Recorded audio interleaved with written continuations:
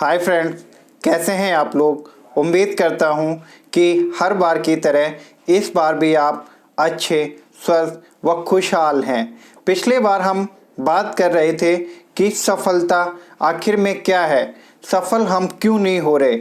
तो हम एक बात जान लें कि आज इस टाइम सन 1920 से जब से हमारी सभ्यता स्टार्ट हुई है तब से 1920 तक जो भी नॉलेज थी वो हर 20 सालों में लगातार कंटिन्यू डबल होती जा रही है। यानी कि अगर 1920 में अगर एक बुक की नॉलेज थी तो ठीक वो 1940 में डबल हो गई, यानी कि नॉलेज की 2 बुक हो गई। और तब से लेके अभी तक कंटिन्यू वो जो शब्दकोश है या जो ज्ञान का भंडार है वो कंटिन्यू बढ़ता जा रहा है। लगातार कुछ ना कुछ इनोवेशन, कुछ ना कुछ नई चीज़ें आती जा रही हैं। अब एक्चुअल में हो क्या रहा है, अब एक्चुअल में ये है कि जब हम पढ़ाई कर रहे होते हैं या हम पढ़ रहे होते हैं तो हमारा फोकस कभी भी किसी एक चीज़ पर नहीं रह पाता।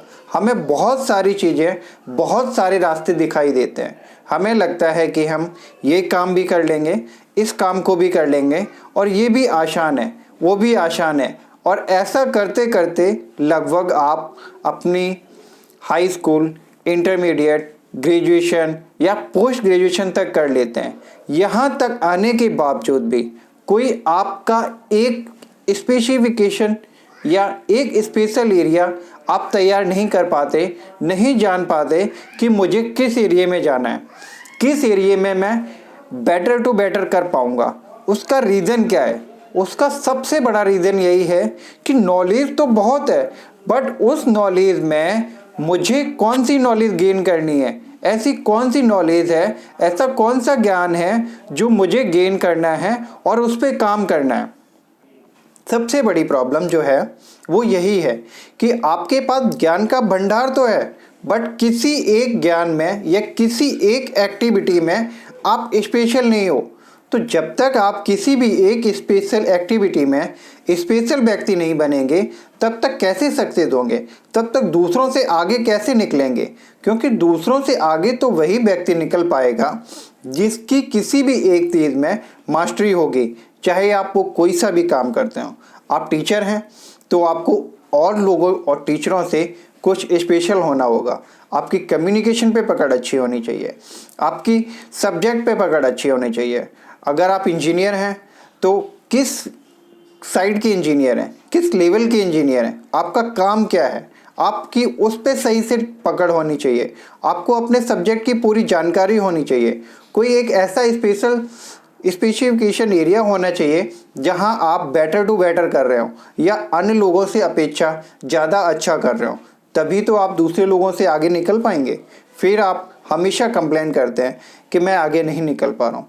तो सबसे पहले आप वो काम करिए जो काम आप अन्य लोगों की अपेक्षा बेटर कर सकते हैं, अच्छा कर सकते हैं। क्योंकि हमेशा आगे आप तब ही निकलेंगे जब अन्य लोगों की अपेक्षा कोई अच्छा काम कर रहे होंगे। आप इतना करना शुरू कीजिए, अपनी खुद की क्वालिटी देखिए कि मैं क्या कर सकता हूँ, मैं किस एरिया में बेटर टू बेटर कर सकता हूँ। क्योंकि इतना पढ़ने के बाद में आपको ज़रूर पता चल जाएगा कि आप क्या कर सकते हैं। और ये चीज़ें हमें अभी नहीं, बल्कि हम जब छोटी क्लासों में होते हैं तब ही हमारी वो चीज़ें हमें पता चल जाती हैं कि हम क्या कर सकते हैं। लेकिन कभी भी हमारा किसी एक चीज़ पे फोकस नहीं हो पाता और इस वजह से हम आगे नहीं निकल पाते। अगर आपको आगे निकलना है या आपके अपने बच्चों को आगे निकालना है तो आपको सिर्फ किसी एक चीज़ में स्पेशल होना पड़ेगा।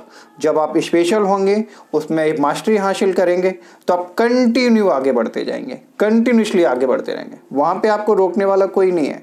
सीखते रहिए, आगे बढ़ते रहिए। सिर्फ एक ही चीज़ है, अगर ये काम करेंगे तो ज़रूर आगे बढ़ेंगे।